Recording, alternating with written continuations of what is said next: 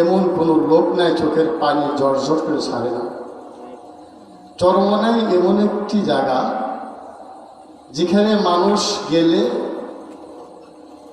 হারাম থেকে বাঁচে, যেখানে গেলে দাড়িওয়ালা হয়, যেখানে গেলে জুব্বাওয়ালা হয়, যেখানে গেলে পরের হক খায় না, যেখানে গেলে সন্নতি পোশাক হয়, মদ গাঞ্জা ইয়াবার থেকে দূরে থাকে। কথা ঠিক কিনা?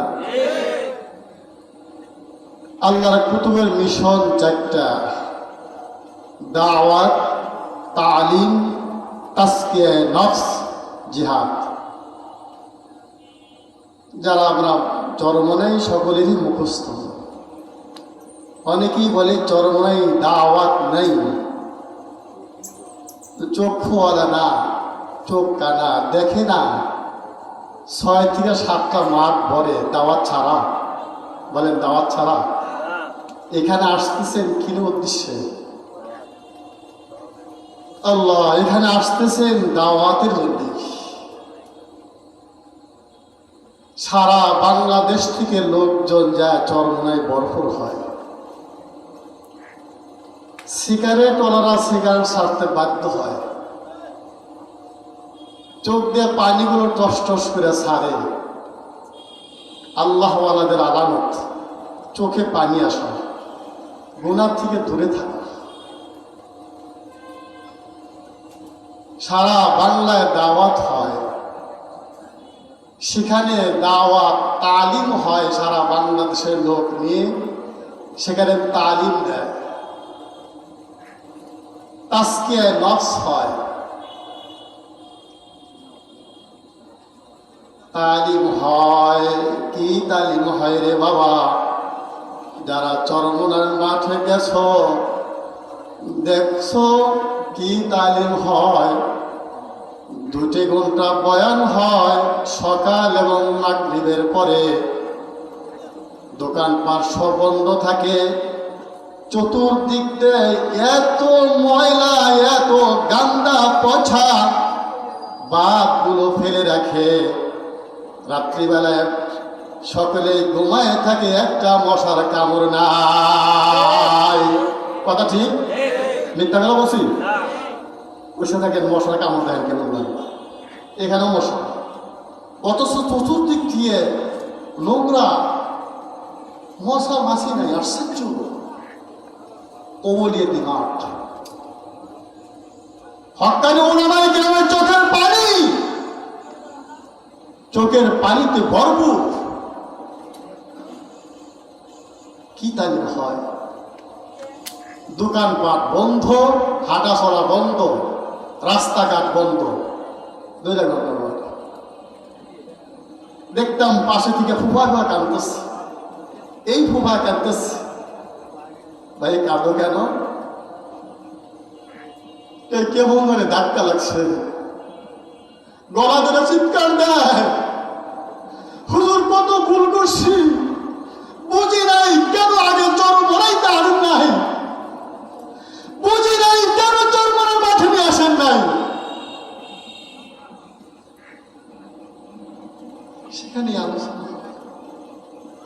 আর আল্লাহর কুতুব বয়ান করেন নারুল্লাহিল মুকাদাতুল্লাতী তাত্তালিউ আলাল আফইদা।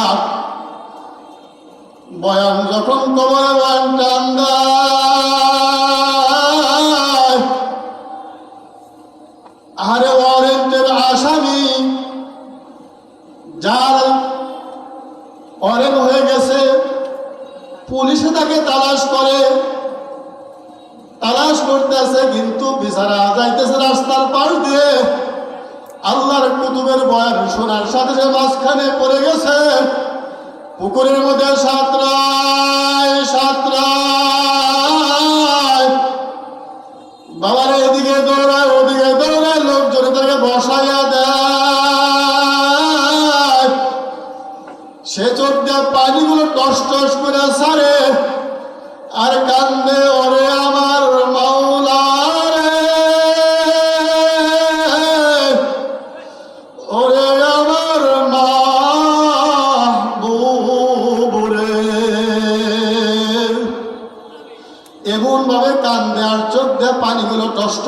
ছাড়ে, ওয়ারেন্টের আসামি, কিন্তু পুলিশে তাকে ধরে বসে, তুমি তো ওয়ারেন্টের আসামি। যখন তাকে আস্তে ধরে ধরে নিয়ে, যখন তাকে ডাকাতের আসামি, ওয়ারেন্টের আসামি, যখন তাকে থানার মধ্যে নিয়ে গেছে, নেওয়ার পর রিমান্ড চাইছে। রিমান্ড চাওয়ার পরে 5 দিনের রিমান্ড হয়ে গেছে। 5 দিন রিমান্ড হয়ে যাওয়ার পরে যখন তাকে পিটানো শুরু করবে, বলে ভাই আমাকে একটু পরে পিটাও,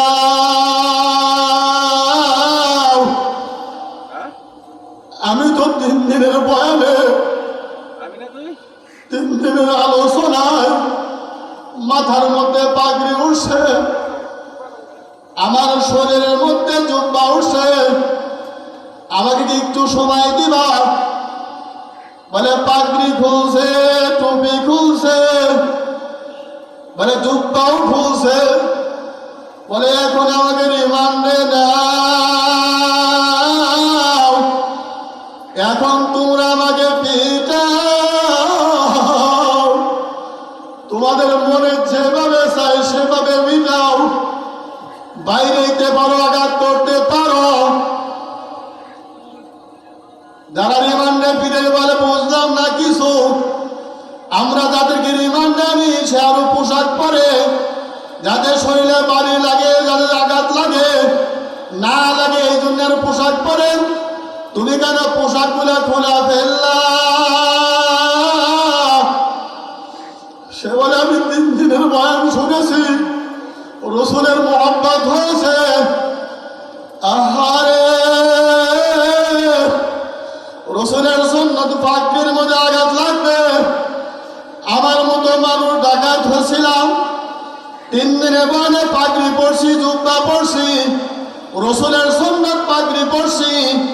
এই পাগড়ি বেইজ্জতি হোক, এই পাগড়ি আঘাত হোক, আমি চাই না। এই জন্য আমি পাগড়ি খুলে ফেলছি। সুন্নতের মোহাব্বত পয়দা হয়েছে। বাবারে, আহারে, জুব্বা ওই খুলছে, রসুলের সুন্নত জুব্বা।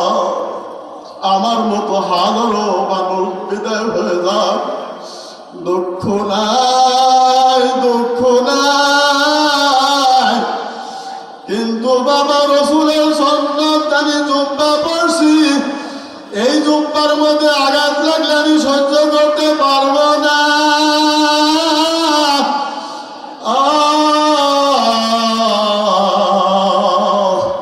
সহ্য করার মতো আমার পকাত নাই, এই জন্য আল্লাহ রসুলের সুন্নাতকে আমি খুলে ফেলছি। এখন বসাও, মারো। এই জন্য 3 দিনের মাহফিলে দেখবেন কত পরিবর্তন হয়, কত পরিবর্তন হয়, না গেলে বোঝানো যাবে না রে বাবা। বাবারে চরমনের প্রসার করার জন্য বলি না রে বাবা, চরমনে ভুল ধরার জন্য একদিন যাও, পরীক্ষা করার জন্য যাও, দেখো কথা বললাম কথা সত্য কিনা রে বাবা। যায় দেখো, ভুল ধরার জন্য যায় দেখবা। আমি বেড়াইতো তো মানুষে যায়, যাও বেড়ানোর জন্য রে বাবা। তালিম হয়, সারা বাংলাদেশের মানুষ নিয়ে তালিম করে রে বাবা। দেখবেন বাস্তব নামাজের বাস্তব ট্রেনিং হয়। বলে আল্লাহর কুতুব বলেন, যাদের ওযু নাই ওযু করে আসো, আজকে নামাজের বাস্তব ট্রেনিং দেওয়া হবে, নামাজের পরে বাস্তব ট্রেনিং দেওয়া হবে। বাবারে নামাজ কিভাবে পড়তে হয়, কিভাবে কি করতে হয়, সব কিছু 3 দিনের মধ্যে বাবারে তোমাদেরকে সাজাইয়া পড়াইয়া তোমাদের মাথার থেকে পা পর্যন্ত সব কিছু বোঝাইয়া দেওয়া হয়। কথা ঠিক? নামাজের মাধ্যমে পঞ্চ ইন্দ্রর শুকরিয়া আদায় হয়, এই জন্য নামাজের বাস্তব ট্রেনিং দেওয়া হয়। বড় আমলে বাবা, পঞ্চ ইন্দ্র হলো একটা জিহ্বা, একটা জিহ্বা, একটা নাক, আর একটা চক্ষু, আর একটা কান, আর একটা হলো হাতের ধরা, হাত। এটা হলো পঞ্চ ইন্দ্র। হাত দিয়ে কাজ হলো ধরা। ধরাটা নরমও হইতে পারে, শক্ত হইতে পারে। এই হাতের শুকরিয়া স্বরূপ আল্লাহ রাব্বুল আলামিন ফজরের 2 রাকাত ফরজ করেছে, বলেন সুবহানাল্লাহ।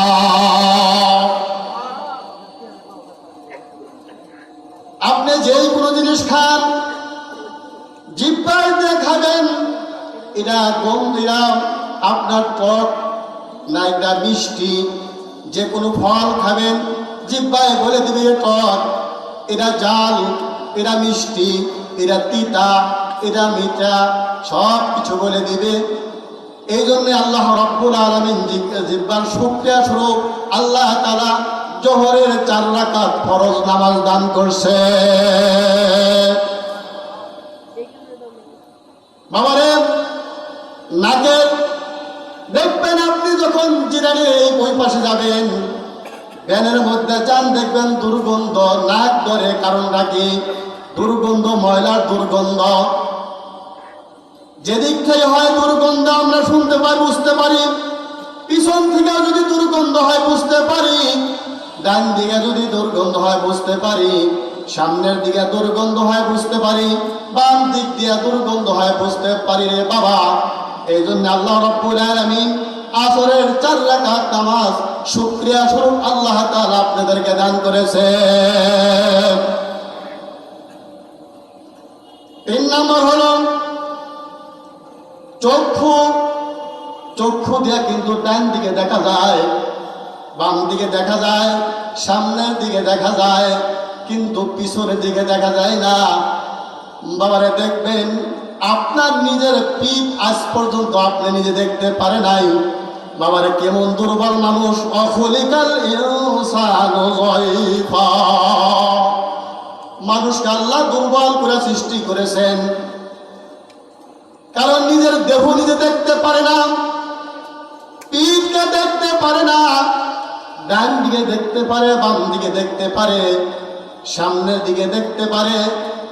এই চক্ষু দিয়ে পিছে দেখার তার কোনো ক্ষমতা নেই রে বাবা।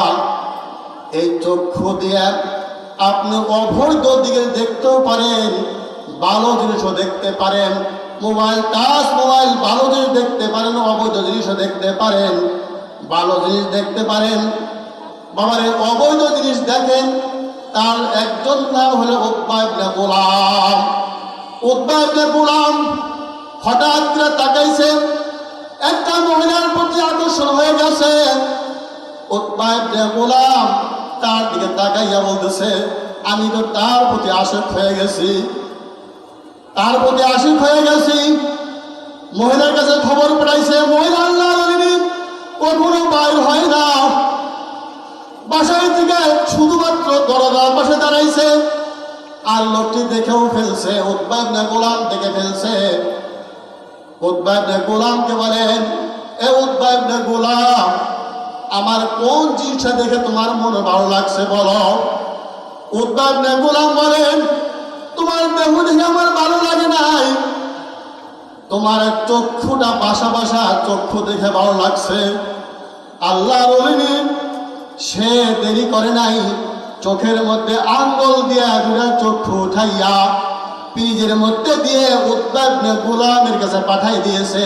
ও উতবা ইবনে গোলাম, যেই চোখের প্রতি তুমি আকর্ষণ হয়েছ, বাবারে, দুনিয়ার পাগল হলে দেখবেন একজন যুবকের যদি পাগল হয়, কিন্তু তার মুখখানে যদি ফুরা হয়, সেখান থেকে যদি রক্ত ঝরে পাগলগিরি ছুটে যায়।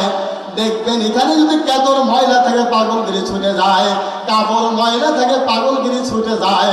ওই মহিলা বলে, আমি তো আল্লাহর ওলি নেই, আহারে, যেই চক্ষু আমাকে অন্য পর পুরুষে দেখছে, এই চক্ষু আমার সাথে আর রাখতে রাজি না।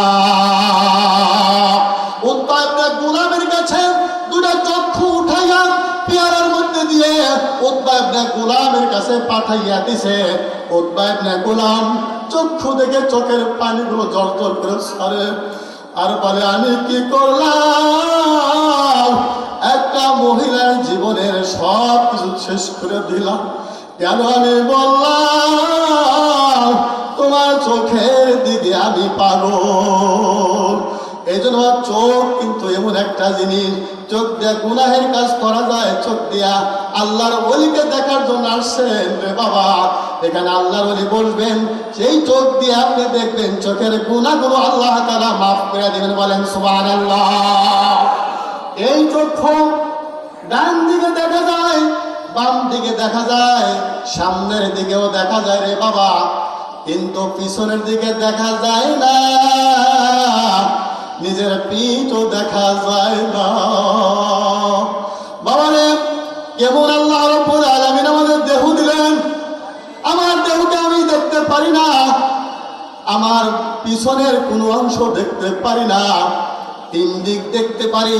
এই জন্য আল্লাহ রাব্বুল আলামিন মাগরিবের 3 রাকাত নামাজ ফরজ করেছে শুকরিয়া স্বরূপ। পঞ্চ ইন্দ্রিয়ের মধ্যে একটা হলো চক্ষু, তিন দিকে দেখতে পারে, পিছন দিকে দেখতে পারে না। এই জন্য আল্লাহ রাব্বুল আলামিন 3 দিকে শুকরিয়া দেয় স্বরূপ, চোখের শুকরিয়া স্বরূপ আল্লাহ রাব্বুল আলামিন 3 রাকাত মাগরিবের নামাজ ফরজ করেছে। বলেন সুবহানাল্লাহ।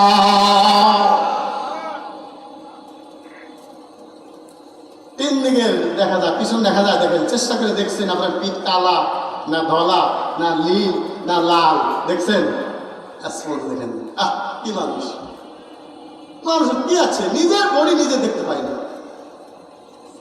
আল্লাহ বলেন ওয়াফি আনফুসিকুম আফালা তুবসিরুন, তোমরা তো দেখতে পারো না। আল্লাহ বলেন আমি তোমার নফসের মধ্যে, আমি তোমার নফসের মধ্যে আমি দেখতে পাই। আপনার দেহ আপনি দেখতে পারেন না, পারেন? আপনার দেহ দেখার সুযোগ নেই। আপনি বসছেন, শীত লাগতেছে, শীত দেখতে পারছেন? দেখতে পারেন না। শীত এমন চোখ পাল্লা দিয়েছেন, এই চোখে শীতও দেখতে পাই না, বুঝতে পারি না। পেট ব্যথা, পেটের মধ্যে প্রচন্ড ব্যথা করতেছে, বলে ব্যথা দেখাতে পারবেন? আল্লাহ, এই ব্যথা দেখানো কারো ক্ষমতা নেই। অনুভব করতে পারতেছেন আপনি, কিন্তু ব্যথা দেখাইতে পারবেন কোন ডাক্তার, কবিরাজ, কাউকে এই ব্যথাও দেখার সুযোগ নেই। ব্যথা দেখাইতে পারেন না রে বাবা। আপনার রূহ কি এটাও দেখাইতে পারেন না। শীত লাগছে, গরম লাগছে, তাও শরীর ঘামে, কিন্তু শীত লাগছে, শরীর ঠান্ডা হয়েছে, কিন্তু শীত যে কেমন তা দেখাইতে পারতেছেন না। অনেক সময় আমরা বলে থাকি, হুজুর আবার মরে যাব, বাঘে খেয়ে ফেলবে। 88 বন্যার সময় অনেক মানুষ মারা গেছে, কলার বেওর মধ্যে ফালাই দিয়েছে, মাছে খাইছে, কুমুরে খাইছে, হিংস্র পানিতে খাইছে, কিন্তু এদের আবার শাস্তি কিভাবে একটু বোঝেন। আপনার রূহের সাথে সম্পর্ক আছে, এই জন্যে আপনি কিন্তু হাতে ব্যথা পান। আপনার হাত যদি কবজি থেকে কেটে আলাদা করে দেন, দেহ থেকে কেটে আলাদা করে দেন, এই কবজি ওখানে নিয়ে যদি পিটাইতে থাকে, মারতে থাকে, আপনি ব্যথা পাবেন কিনা? ব্যথা পাবেন না। কারণ কি? আপনার কবজি তো ওখানে, আপনার পাও কেটে ফেলছে ওখানে। আপনার এই রূহের সাথে আপনার এই হাতের সাথে কোনো সম্পর্ক নাই, যার কারণে এই হাতে ভাঙলে আপনি ব্যথা পাইতেছেন না। যে আল্লাহ রাব্বুল আলামিন দুনিয়াতে দেহ দিয়েছে, রূহ দিয়েছেন, রূহ দেখতে পারি না। যে আল্লাহ শীত দিয়েছে, শীত লাগতেছে, শীতের শাস্তি হইতেছে, বুঝতে পারতেছি না। গমের মধ্যে অনেক মানুষ দৌড়ায়, হাঁপাইতে থাকে, সাপে কাটে। অনেক মানুষকে বাঘে দৌড়ায়, কুকুরে দৌড়ায়, কিন্তু আপনার পাশে আপনার স্ত্রী শুয়ে আছে, স্ত্রীও কিন্তু বোঝে না। কথা ঠিক কিনা? ওসব মিষ্টি খায়, মিষ্টি খাইছে, আরে ওটা খাইছে, সেটা স্ত্রী পাশে, মিষ্টি খাইলে কিচ্ছু খাই, গোড়া খাই, কিচ্ছু খাও নেই, দৌড় হাঁপাই দিচ্ছে, আমাকে তোমার কাছেই তো শুয়ে আছে, বলে আমাকে সাপে দৌড়াইতেছে, আমাকে বাঘে দৌড়াইতেছে, আমি এই জন্য হাঁপাইতেছি। বলেন কাছে শোয়া আসতে বাঘে দৌড়াইছে? যে আল্লাহ তোমাকে ঘুমের মধ্যে শোয়াইয়া বাঘে দৌড়াইতে পারে, যে আল্লাহ তোমাকে শীত না দিয়ে তোমাকে কষ্ট দিতে পারে, যে আল্লাহ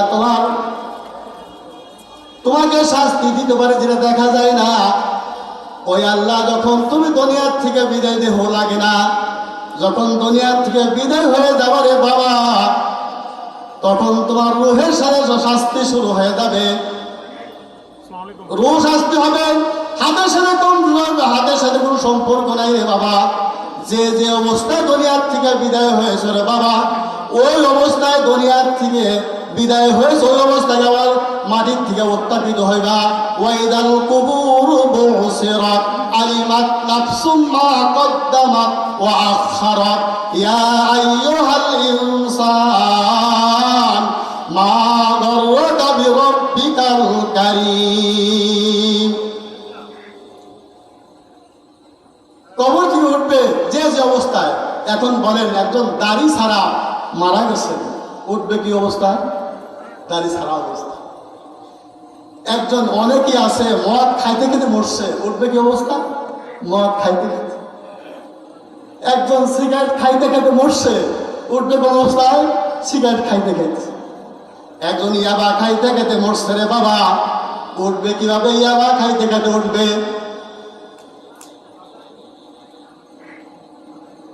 একজন গাঞ্জা খাইতে খেতে মরছে, গাঞ্জা খাইতে খেতে উঠবে। সুদ খাইতে খেতে মরছে, সুদ খাইতে খেতে উঠবে রে বাবা।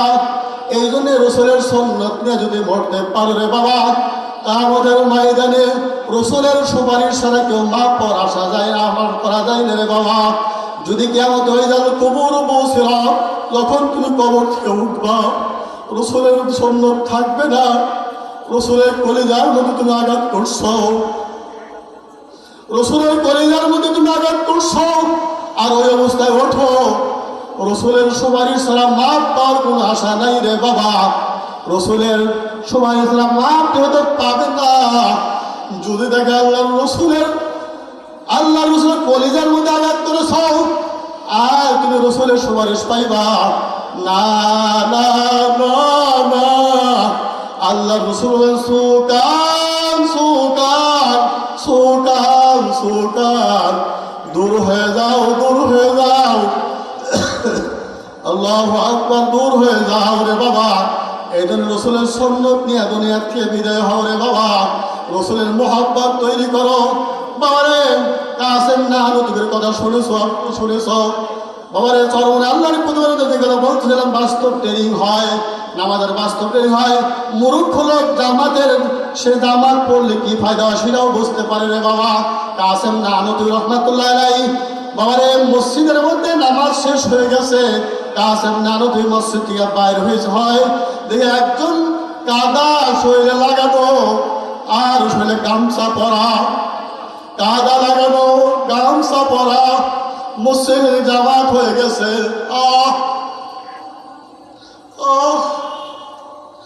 এমন একটা আওয়াজ বাইর হয়েছে।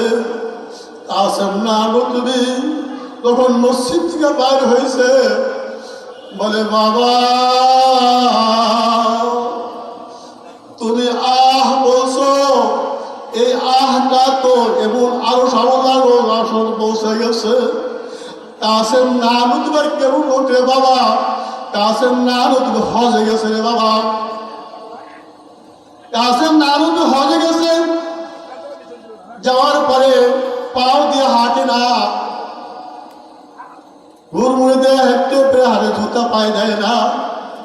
জিজ্ঞেস করলে, কাসেম তুমি কেন হাঁটো? সে বলে, যেই জমিনের মধ্যে আমার বিশ্বনবী শুয়ে আছে, এই জমিনের মধ্যে আমি জুতা পায়ে দিয়ে হাঁটতে পারি না। কিছুদিন পরে বলতেছে, তোমার সঙ্গে সাথীরা শোনো, আমাকে এখান থেকে সরাই নিয়ে যাও। বলে, কেন কেন কেন সরাই নেব? বলে, আমার পায়খানার চাপ দিছে। বলে, এখানে তো বাথরুম আছে, যেই জমিনে আমার বিশ্বনবী শুয়ে আছে, যেই জমিনে আমার বিশ্বনবী শুয়ে আছে, এই জমিনে আমি বাথরুম করতে পারবো না। এখান থেকে আমাকে দূরে সরাইয়ে নিয়ে যাও, এখান থেকে আমাকে দূরে সরাইয়ে নিয়ে যাও। এই ছিল কাসেম নানুতুবি রহমাতুল্লাহ আলাইহি রে বাবা। ওই কাসেম নানুতুবি রহমাতুল্লাহ আলাইহি বলেন, ওই কাসেম নানুতুবি রহমাতুল্লাহ আলাইহি বলেন, আরে ও কিশোর, ও কিশোর বাবা, ও কিশোর বাবা, জামাতে নামাজ পড়ছি, জামাতে নামাজ পড়াইছি, এই সবগুলো তুমি নিয়ে দাও। ও কিশোর, তুমি জামাত না পাওয়ার কারণে শব্দটা তোমার থেকে বাইরে হয়েছে, ওই শব্দটা তুমি আমাকে দিয়ে যাও। কেমন বুড়া, কেমন রিক্সাওয়ালা, কেমন অটোওয়ালা, কেমন ব্যানওয়ালা, দেখবেন চলুন আল্লাহর কুতুবের কাছে বেশিরভাগ অটোওয়ালা ব্যানওয়ালা কৃষক যা এমন ভালো হয় রে, অটো চালায়, নামাজের টাইম হলে খাপ বন্ধ করে তালা দিয়ে নামাজ পড়ে। নামাজের গুরুত্ব কত বাবারে। কৃষক কৃষি কাজ করে, যখন আজান দেয় কৃষক কাজ ফেলে রেখে জামাতের জন্য প্রস্তুত হয়ে যায়। ওই কৃষক এরকম আজান দিছে, আস্তে আস্তে জামাত হয়ে গেছে। এই জন্য কাসেম নানুতুবি রহমাতুল্লাহ আলাইহি বলেন, বাবা তোমার যে শব্দটা বাইর হয়েছে, ওই শব্দটা আমাকে দিয়ে দাও। কাসেম নানুতুবি বলেন, কাসেম নানুতুবি বলেন, দাও দাও বাবা, দাও দাও বাবা, দাও। আল্লাহর কুতুবরা আপনার হাতে ধরে পাইল, বাবা ফেরো ফেরো ফেরো। বাবারা কি দরকার আছে তোমাদের হাতে ধরা, পায়ে ধরা? এক আল্লাহর কুতুব হাসনাইন নিচে শুয়ে আসে, তোমাদের কাছে বাবা বলে বলে দুনিয়া থেকে বিদায় হয়ে গেছে। বাবা কোন মতো মানুষ দুনিয়াতে না। বাবারে তোমাদেরকে আরেকজন আল্লাহর কুতুব আসতেছে, কিছুক্ষণ পরে এখানেই বলছে আসবে রে বাবা, তোমাদের হাত ধরে বলবে বাবা ফেরো ফেরো ফেরো, গুনার থেকে ফেরো। চোখে পানি নিয়ে কবরে যাও, কবরে যাও। একটাই শুধু কথা, আর কোনো কথা নেই রে বাবা। দুনিয়ার স্বার্থের জন্য তোমাদের পিছনে পিছনে আসে না, তোমাদের পিছনে বাবা বলে ডাকে রে বাবা। তুমি বোঝাও, সর্বসর্বনে আল্লাহর কুতুব একটা উদাহরণ দেয়। বাবার একটা পুকুরের পাশে একজন বাচ্চা পানির মধ্যে খেলতে, পানির মজা পান খেলতে আসে। বাবার একজন যদি বিবেকবান মানুষ হয়, এই বিবেকবান মানুষের রাস্তা দিয়ে হেঁটে যায়। কোন এমন বড় বিবেকহীন মানুষ নয় যে এই বাচ্চাটা পানির মজা পাইয়া আর পানি খেলতে খেলতে ওই পানির মধ্যে পড়িয়া যাবে। এই জন্যে যেই মানুষটা যাবে সেই মানুষের বাবা তুমি বোঝো না, পানির মজা পাইয়া তুমি তখন পানির মধ্যে পড়িয়া যাইবা, আর কোনোদিন তুমি এই বাংলা দুনিয়া দেখতে পারবে না। এই জন্য বাচ্চাকে ধরে, বাচ্চা কামড় দেয়, রাগ করে, চিৎকার করে। যদি বিবেকমান মানুষ হয়ে থাকেন তাহলে বাচ্চাকে কিন্তু ছেড়ে যাবেন না রে বাবা। এই বাচ্চাকে আপনি উঠে নিয়ে আসবেন, কিন্তু বাবা আপনাদের পিছনে আল্লাহর কুতুব বলে বাবা ফেরো ফেরো, গুনার কাজ ছাড়ো। বাবা তুমি দুনিয়ার গুনার সুদের গুণের মজা পাইয়া বেনামাজির রাত সকালবেলা ঘুমাইয়া থাকিয়া, কেমনে তুমি ঘুমায় থাকো রে বাবা? সকালবেলা আজান দেয় কিন্তু তুমি ঘুমায় থাকো। বাবারে তুমি তোমার আরাম লাগে, সকালের ঘুম বড় আরাম। কিন্তু একজন হিন্দু সকালবেলা ওঠে, উঠা তার তুলসী গাছের সিজদা দেয়, বুঝুরি তুলসী তুসিদা কুলাম হরে রাম গোয়েন্দা নমস্কার দেহান। কিন্তু সে সকালবেলা ওঠে তুলসী গাছ সিজদা দেয়। আপনার আমি কেমন মুসলমান, গুনার মজা পাইয়া, ঘুমের মজা পাইয়া বাবারে ঘুমায় থাকো। আর সুদের মজা পাইয়া সুদ খাও, ঘুষের মজা পাইয়া ঘুষ খাও, আবার মদের মজা পাইয়া মদ খাও, ইয়াবার মজা পাইয়া বাবা ইয়াবার খাও। বাবার এই জন্য আল্লাহর কুতুব এসে বলে বাবা ফেরো ফেরো ফেরো, গুনার থেকে বাঁচো। ওর গুনার থেকে বাঁচাও, কিন্তু এটা হলো সবের কাজ। গুনার থেকে বাঁচবেন, এটাও সবের কাজ। গুনার থেকে বাঁচেন। অনেক সময় মনে করি ভাই খালি নেট কাজ করেন, কিন্তু গুনার থেকে বাঁচাও এটা সবের কাজ। এই জন্য আল্লাহর কুতুব বাবা বলে সম্বোধন করে, হাতে ধরে, পায়ে ধরে, বাবা ফেরো। দুনিয়ার কোনো স্বার্থের জন্য না, শুধু একমাত্র আল্লাহ বলা মানুষ কিভাবে আল্লাহ ওরা হয়ে যায়। বেঈমান মানুষ, ইমান হারা মানুষ ইমান নিয়ে কেমনে কবরে যায়, দাড়ি হারা মানুষ দাড়ি নিয়ে কেমনে যায়, জুব্বাহীন মানুষ জুব্বা নিয়ে সন্ন্যতি পোশাক নিয়ে কেমনে কবরে যায়। এই ফিকির ছাড়া আর কোনো ফিকির নাই। 24 ঘন্টা ফিকির। আল্লাহু আকবার। কেমন কষ্ট না করে দেখবেন, কেমন কষ্ট করে মাহফিল হয়। আমরা এতটুকু একটা প্যান্ডেল তৈরি করছি, কত চেষ্টা করছি, কত মেহনত করছি, কত কষ্ট করছি। আহা, দেখতেছি ঘুম নাই, খাওয়া নাই, দাওয়া নাই, পেরেশান। মাহফিল কেমন বাস্তবায়ন করবে, পেরেশান পেরেশান। আর এত বড় আল্লাহর কুতুব 5-7টা মাঠ কতদিন আগের থেকে পেরেশান মানুষগুলো যায়। আপনারা কি জানেন আল্লাহর কুতুব দেখে না হয় না? আপনারা ঘুমান, আল্লাহর কুতুব সারা মাঠ ঘুরে পেশার মুখ বেঁধে চিনবেন আপনারা। এই জন্য মুখ আটকে সারা মাঠ গুলো দেখে আমার কোন মুরিদ তোমার, কোন মুরিদ ইবাদত করে, কে কতটুকু ইবাদত করে, দেখে দেখে দেখে কেমন মোহাম্মত, কেমন ভালোবাসা। এই ভালোবাসার মুখ বাবারে একজন চরমনে আল্লাহর কুতুব, এই আল্লাহর কুতুব আপনাদের এক মোহাম্মত, কেমন মোহাম্মত করে, কেমন ভালোবাসা। এই বৃষ্টি কাদাকে অপেক্ষা করে বিভিন্ন প্রোগ্রাম সেরে তারপরে আপনাদের মাঝে বুঝতে হবে ইনশাআল্লাহ। এই আল্লাহর কুতুব আসতে, এই জন্য আল্লাহর কুতুবকে দেখার জন্য আপনারা যারা দূরে আছেন, আমরা ডাকি কেন, আসেন আল্লাহর কুতুবের চেহারা দেখেন। নাইবা আমি সাহেব একখানে বসে কথা বললাম না, বলে হুজুর আপনি মাগরিবের নামাজের পর একখানে মাগরিবের পরে বয়ান করছেন, ইশারের পর আরেকখানে বয়ান, রাত 10টার পর একটা বয়ান, পরের দিন চট্টগ্রাম আলোচনা, তারপরে তোর বিয়েতে আলোচনা, এরপরে জামালপুর আলোচনা। হুজুর বললো হুজুর আপনি কেমনি খোলায়? বলে গাড়ি ঘুমান করে সময়, গাড়ির মধ্যে যতটুকু কথা কি দরকার বলেন, কি দরকার আল্লাহর কুতুবদের এই কষ্ট আর মেহনত। একটাই আল্লাহর কাছে হিসাব হয়ে মানুষগুলো জাহান্নামে যাইতেছে। তুমি কি ফিকির করছো, কি ফিকির করছো? এই শুধু ফিকির, আর কোনো ফিকির নাই। আল্লাহর কুতুবরা এইভাবে ফিকির করছে না বাবা, এইভাবে কুতুব করে খবরে আছে। আর যারা আছে হিম্মত বরং তো আল্লাহ তাআলা বাড়াই দিন। আমরা তবে দেখছেন কি পরিশ্রম করেন। বলতেছিলাম রে বাবা, মাগরিবের 3 রাকাত ফরজ নামাজ, ডান দিকে দেখেন, বাম দিকে দেখেন, সামনের দিকে দেখেন, পিছনে দেখে না। এই জন্য চোখের শুকরিয়া স্বরূপ আল্লাহ রাব্বুল আলামিন মাগরিবের 3 রাকাত ফরজ করেছেন। বাবারে এরপরে কানে শোনা, কানে আপনি বসে আছেন, আপনি পিছন থেকে শোনা যায়, সামনের দিকে শোনা যায়, বাম দিকে শোনা যায়, আবার পিছন দিয়ে চতুর্দিক দিকে শোনা যায়। এই কর্ণের মধ্যে কোরআন তেলাওয়াত শোনা যায়। ওয়াইদা কুরিয়াল কুরআন ফাসতামিউ লাহু ওয়ানসিতু লাআল্লাকুম তুরহামুন। যখন কোরআনের তেলাওয়াত হয়, মাহফিলগুলো হয়, বিভিন্ন জায়গায় মাহফিল হয়, কত কষ্ট করে বসছেন, মশার কামড় সহ্য করতেছেন, চেয়ারে কাদার মধ্যে বসছেন রে বাবা, কত কষ্ট আর মেহনত করে বসে আছেন। কেন? শুধু শোনার জন্য। আল্লাহর কুতুব বয়ান করবেন, আল্লাহর ওলিরা বয়ান করবেন, সেই বয়ানগুলো শোনার জন্য আপনারা কষ্ট আর মেহনত করতেছেন।